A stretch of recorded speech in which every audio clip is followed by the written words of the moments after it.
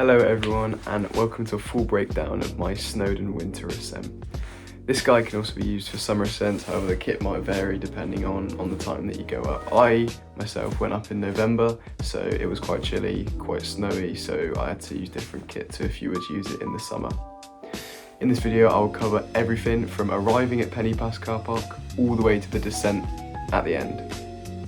It'll also include a full kit run through at the end, everything that I wore, everything that I took up with me, so that you can replicate that, copy it however you need to do it, so that you have all the information for the gear that you'll need. I'll also provide links in the description, and I'll provide prices, things like that, all the information you'll need to know. I'll also be expressing some of my personal takes from the climb, so some opinions I had, some things I could have done better, some things that went really well, and some things that went bad, so that you can then take on that what you want, and you can improve your climb. How to structure your visit, so from the beginning all the way to the end, so booking things, car parks, where to park, how to get there, timing, things like that, everything that you need to know to structure your climb. I'll also be showing around 20 minutes of raw footage from my climb, starting all the way at the beginning, all the way to the end where disaster struck, but you'll have to have a watch for that, where you'll see what happens. And hopefully by the end of this video you will have all the information you need and all the tools you need to climb Mount Snowdon. The whole aim of this video is just to give you a really detailed guide, the only guide you're ever going to need to climb Mount Snowdon. Let's get into it. Now, when I went to Snowdon, I didn't park in the Penny Pass car park because it was £10 for the 24 hours. Now, this is a pretty good price. However, we went down to this lay-by that is about 5 minutes down the road from the start of the climb, and it was completely free. I'm pretty sure that we managed to get in the times because we decided to park there overnight and then climb the next morning, meaning that we would have ample time whenever we wanted to. However, we managed to get to the actual car park from the lay-by at 7 o'clock in the morning, and it was packed. So a really good idea is to get as close as you can, probably this lay-by here, or if you're willing to, go to the car park, spend the £10 for the 24 hours and get there overnight. This was the car park around 7 o'clock in the morning, on the morning that I set off. Because we parked on the lay-by, we didn't have to park here, but as we got here at 7 o'clock in the morning, it was super rammed, so make sure you get here early so that you can get a space. We set off at the Miners Trail at around 7:15 in the morning, so make sure that you've got enough gear to keep you warm for the beginning bit, and head torches. As you can see, it's quite dark. The video makes it look brighter, but it was quite dark then. It's currently 7:37 and we've been walking for about 15 minutes on the Miners Trail. We're supposed to do the Crib Goch Trail, but the weather is going to be absolutely horrendous later, so we've had to settle for the Miners Trail. Hopefully we'll get a bit of snow at the top, so we've got our crampons ready just in case. But the views are absolutely stunning. The clouds have properly gone down.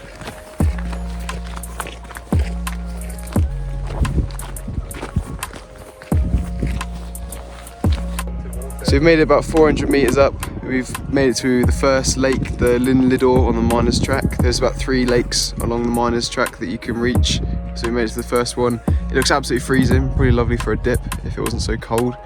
The weather is still looking absolutely amazing, and the sun has come out pretty good since we started setting off. It's about 50 minutes since we last checked in.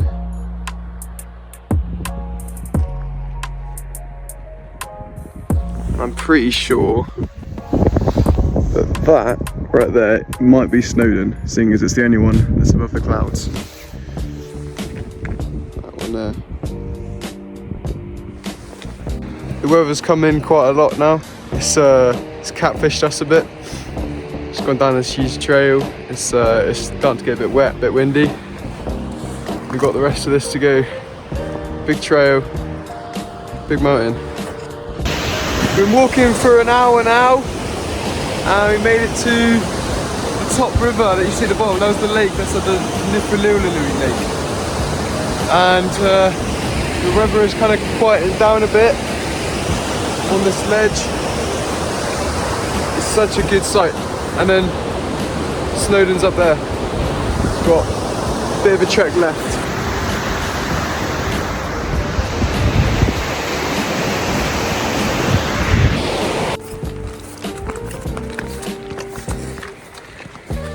come across this huge lake with Snowdon at the back. The rain's starting to die down a little, but hopefully it stays like this, because there's going to be a bit of a trek. We go along this path around the lake, I'm pretty sure, and then we got, oh shit, we got one of these paths up here that we've got to then go up, I think. So I hope, maybe it's one of these ones up here. Just hope the rain dies down before it gets too high up. Oh no, I think we have to go along there. Yeah, come around there. So hopefully it isn't too bad. We figured out that there is the pig trail, and this ridge, pretty sure that's Crib Gough. And then that's Snowdon there. We've got to go up and around where there's 4 people there, so we've got to go up there to those people and then round to the top. It's a bit wet, but it's a wonderful view. And we're going to come, hopefully, we get to the top and then we're going to come back the pig trail. I mean, we were supposed to do Crib Gough, but considering the weather is a bit dangerous. We kind of came to a bit of a crossing in the road. Didn't really know where to go. That way leads to a dead end. So we decided just to go up this little rockety path. Just leads upwards. If you don't know where to go, just go up, you know. Waterfall there, got a nice little overhang. The weather's cleared up very nicely, although it's a bit cloudy up to the top still. And there's Snowdon. There's my dad. Should be there soon enough. It's just started hailing. Maybe we get some snow. Maybe that would be really good. But yeah, it's just started hammering it down with hail. So hopefully it will get a bit nicer with some snow. We made it to the top of that rockety ridge. We went all the way along here. We kind of went off piste. We didn't cross that bridge, but there's a bridge there. And then you just go down to the bottom where the lake is, but it's got a short climb. And then we're at the top of this sort of peak. The hail's gotten so bad it started setting, it looks like snow. I mean, I wouldn't call it bad, but like, it's starting to proper like get slippery. There's the lake down there, there's Snowdon up there, so who knows, I might get you some out of my crampons after all. But literally within the space of 5 minutes, it has gone from nothing to icy, slippery snow. Snow is proper coming in now. Yeah, probably cool. Proper getting Snowdon going. Snow on Snowdon. Some kid's lost his mates. They've gone for a little cave dive. I don't know, I think that's them. They've gone for a little cave dive. They come down from the top and then they went for a little dive in a cave somewhere extra, and now they're lost. I tried helping them, but we have no idea where they are. We can hear them. They kind of know the way up, but they're a bit stuck. We don't actually know where they are. We think that might be them there, but who knows. Snow is really coming in now. Proper hail, proper snow, wet and slippery. Guys said we have about half an hour till the top, so that would be good, and then we can finally experience the top of Snowdon with a bit of snow. So the snow is proper packing up now. It's not just hail anymore, it's turning into proper snow. So we got the crampons on now. Yeah, it's the Grivel Explorer micro crampons. You can get them from like Go Outdoors or something. About 34, 36 quid. So now we've got a final trek to the top of the mountain, and we should be set. Crampons are on now. Snow is really setting in. Like, it is proper, like you can't even feel the rock under my feet anymore. It's a bit of a long drop down, but literally up here along that ridge, and we made it. I'm so happy that it snowed. This is exactly what I was looking for. This is perfect conditions for it. We've made it to the top of something. We finally got up from the bottom of that lake all the way up here. There's some stones there. I genuinely thought I got to the top, I was like, bloody hell, we made it to the peak. No, we didn't. We've still got of that to go. But we'll make it. This is honestly, this is amazing. This is perfect weather. We're almost there. No focus. That's the summit right there. We're almost there.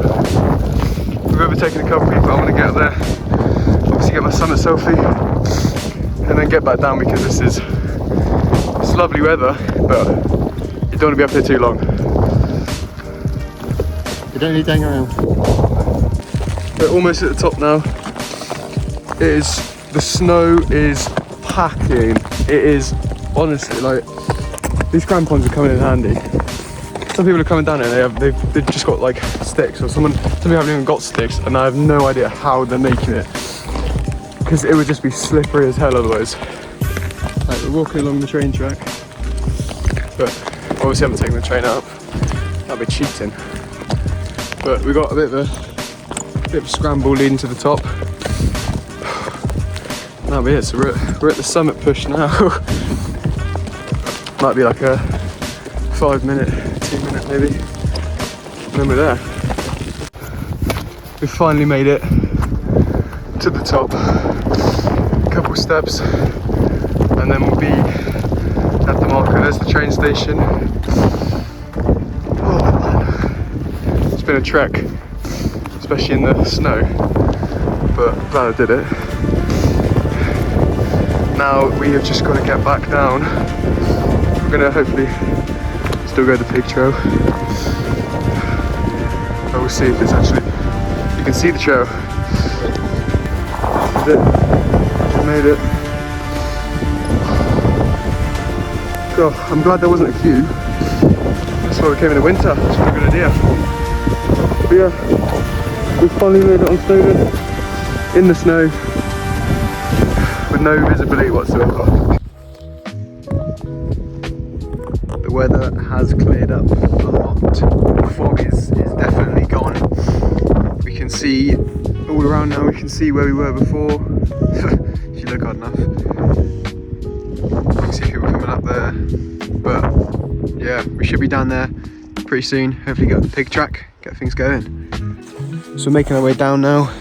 The wind has completely cleared. There is nothing blowing in my face, no wind, no nothing. Let's keep the beanie on just because it's getting a bit chilly up here, because the snow is fully covered now. Like,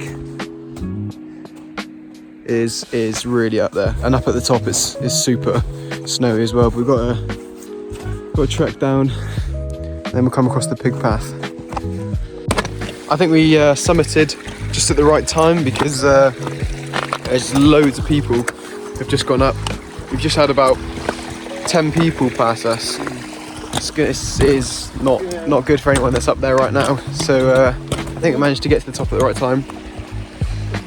And now we're on our way down. Still quite wet, still quite snowy. So we're going to make good use of these crampons for the next half an hour at least.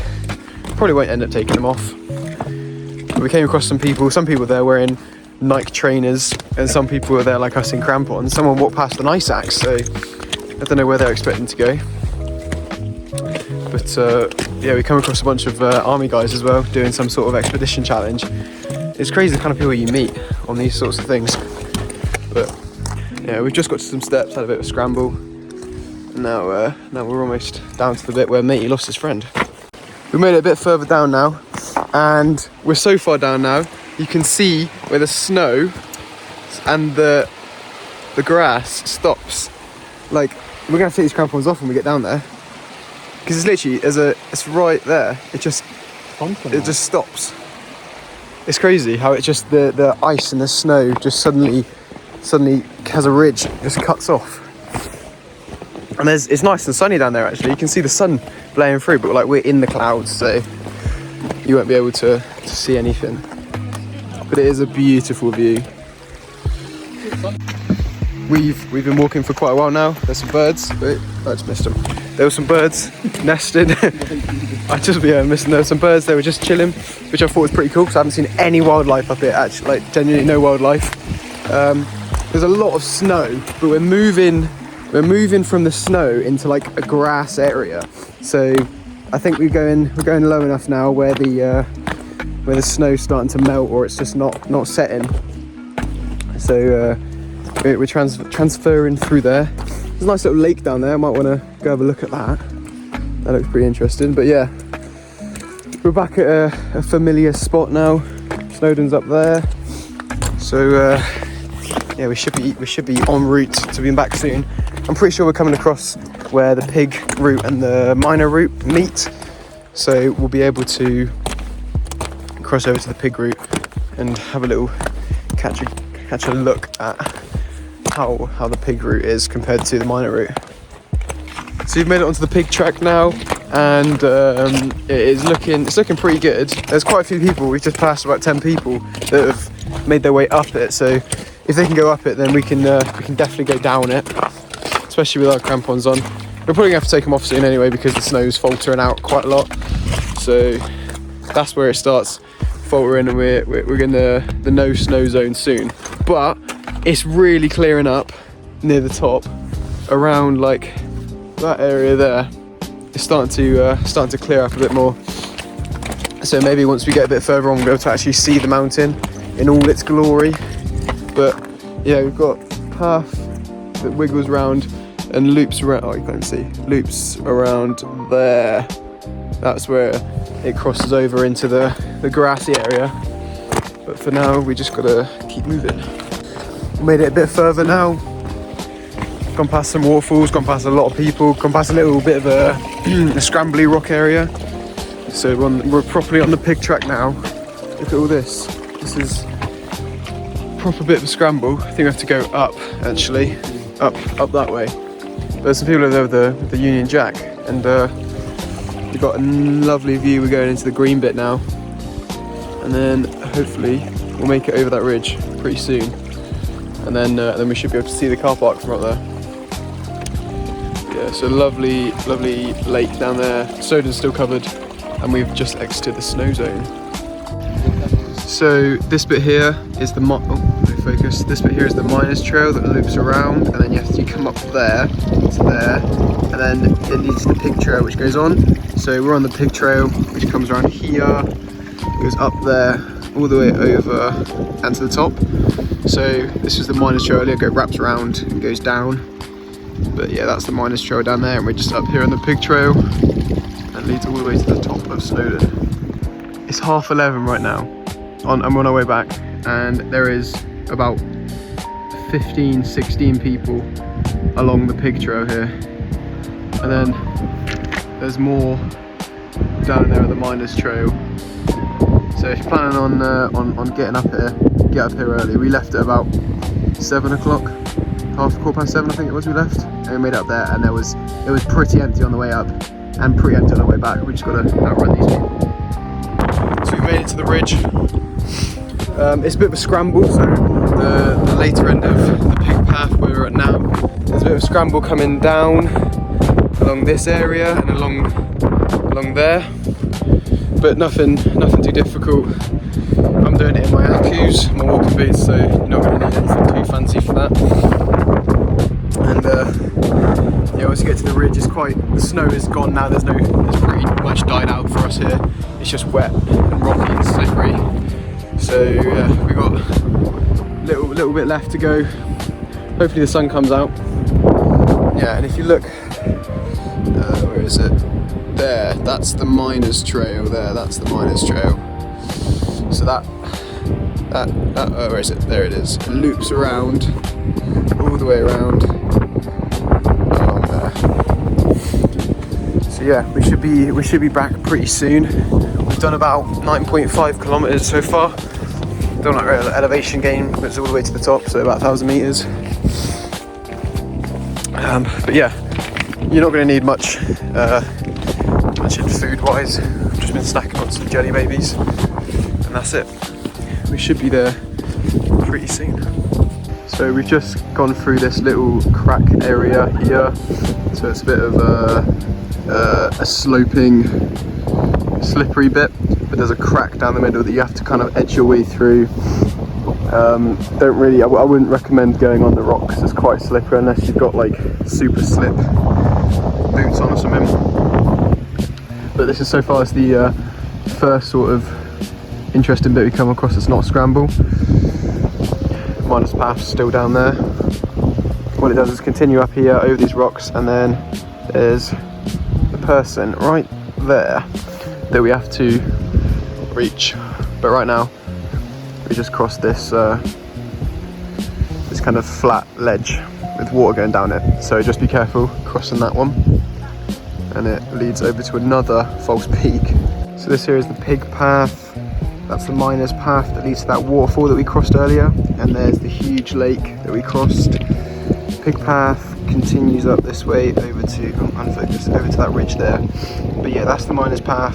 There's the river, lake, waterfall thing we crossed earlier. And yeah, the pig path goes just over that ridge, and it should meet to the car park where the miner's path meets. We're just about to make it over the ridge now. A couple more steps.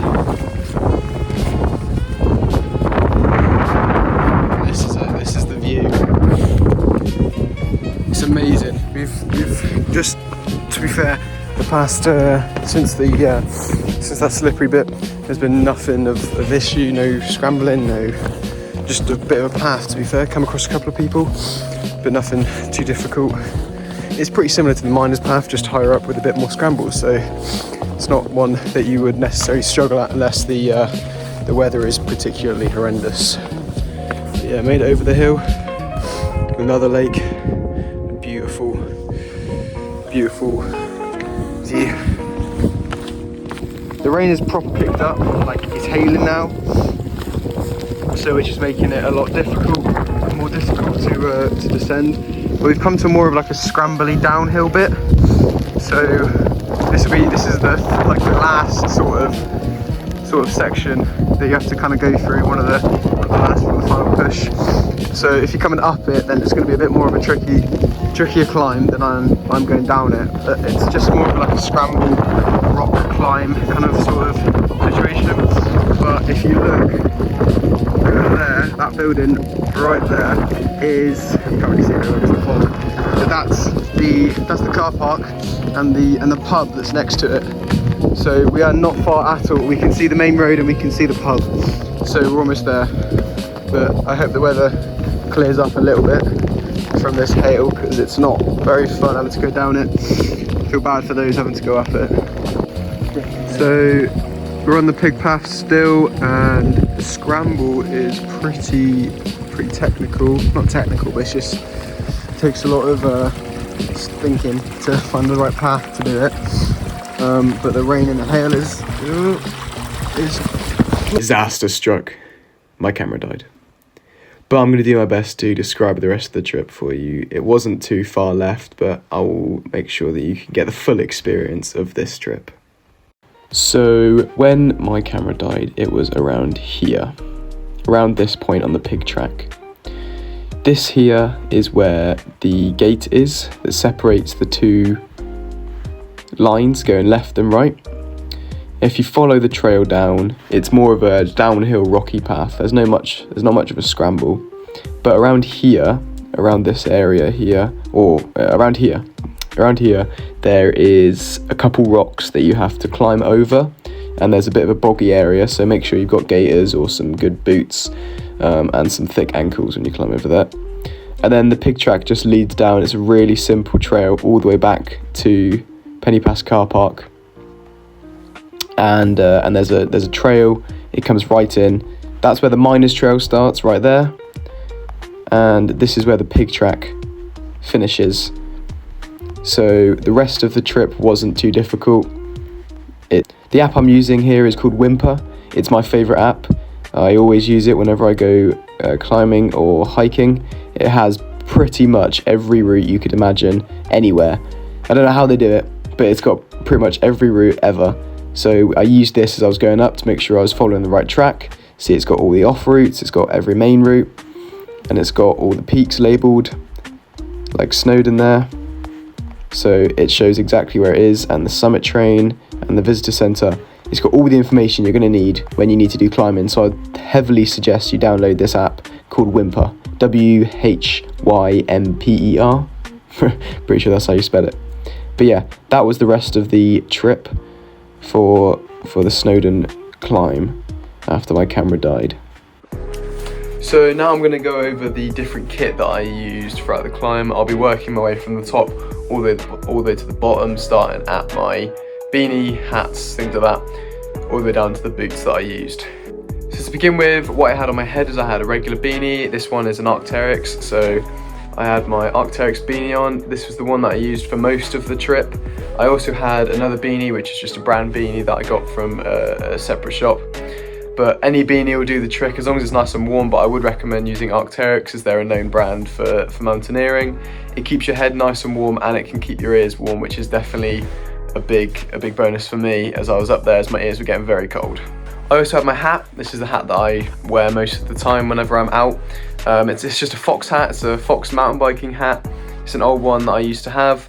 It's really good because it keeps the sun out of your eyes and it fits nice and snug around your head. It's a snapback, so you can adjust it to your head size. It doesn't keep your ears warm, but when that gets to the point, you can just put on the Arc'teryx or whatever beanie you've got, and it's just good because it keeps the sun out of your eyes and it keeps you being able to see where you're going. Next up, we have the base layer. The base layer that I went for is a Peter Storm shirt. You can get these for Go Outdoors for 10-15 quid. They're really cheap. You can get them in groups of 3, I'm pretty sure. So I got mine from Go Outdoors. I got a red one and a blue one that I took with me. So I took one just in case it got absolutely drenched. But these are really nice because they're quite smooth material. There's no ruggedness, there's no itchiness, and it's very nicely, you can easily compact them into a bag or storage wherever you need to, and they're quite reasonably cheap from places like Go Outdoors. Next up, I have my mid layer. So for me, I got a Nike hoodie. Nothing fancy, nothing too special at all. All it is a Nike hoodie, no zip. It's got a hood and some pockets, but all it really does is just keeps me nice and warm, because sometimes I'll use this coat, sometimes I'll use a different coat, and this coat doesn't have a hood. So whenever I'm out and about, if I'm on a day trip, I would like to wear this one because it's got the hood on it, so it can keep my head nice and warm if I'm out and about. Whereas if I've got other coats that I wear, which I wore in Snowdon, it does have a hood on it, so I won't need to wear something like this. I can wear a different kind of fleece, but for me, I wore this one because it's the one I've always worn. It's just a sort of jumper. Anything that keeps you nice and warm in the mid layer will do the trick perfectly. Next is the outer layer. For the outer layer, I use this. It's a regatta coat. It works brilliantly. It's got really thick insulation. It keeps you nice and warm. The hood is really nice because it can fit right over your head and it completely covers everything. As long as you're facing away from the wind, you won't even notice that it's getting windy or wet. It's got plenty of pockets. It's got zip pockets as well on them. I love having zip pockets because it means I don't have to worry about things falling out as I'm going up there. I can just put it in there, close the zip up and keep going. And it's got adjustable hood as well, so you can tighten the hood, you can loosen the hood however you need to. So say you've got a helmet on, if you really need to, then you'll be able to fit it quite nicely. Sometimes this one will fit nicely with a helmet depending on the size of your head. But yeah, this is the outer shell that I used for Snowdon. It's quite big, it's quite warm, and it does the trick perfectly. For trousers, I went for the log hiking trousers. I've done a lot of research on these and you can't get these anymore anywhere. I cannot find these anywhere at all. They're called log, L-O-G-G Sport. I can't find these hiking trousers anywhere, but I love them. They're brilliant. They've got zip pockets, they've got side pockets, they've got plenty of stuff. But if you can't access these, because obviously you can't buy them anymore, I would recommend a pair of OEX. Wrong way around. I recommend a pair of OEX. These are my new favourite ones. I've got these recently and I use them for everything. They've got zip pockets, they're windproof. I'm not sure if they're waterproof yet, I haven't experienced that bad weather yet. But I've taken them out in the snow with me, I've taken them out in the wind with me, I've taken them out in a little bit of a drizzle, and my legs have been perfectly fine afterwards. The only issue with my log ones is they're not waterproof, so my legs get absolutely drenched. But these ones, These ones are brilliant. I've taken them through snow, so they definitely can survive through that. So I would definitely recommend getting yourself a pair of OEXs if you're doing some in any sort of mountaineering. So because I went up in the winter, I knew it'd be quite snowy, quite icy, so I decided to take a pair of crampons with me just in case. These are the Grivel micro spikes. So I'm not going to be taking some proper 12-point crampons up with me because it's only Snowdon. Even in the harshest conditions, you're not going to need something so extreme like that. But these are really easy, really simple to use. You can get them from Go Outdoors for about 36 quid. The yellow bits is rubber, so all you do is you stretch it out and you slide it over your boots. Now these are for hiking boots, so you're not going to these won't work especially for B3s or anything like that, but you're not going to be needing B3 boots going up Snowdon. I've got my own pair of Scarpas, but I didn't use them going up Snowdon because I don't need to. There's no point in using something so extreme that you don't need to.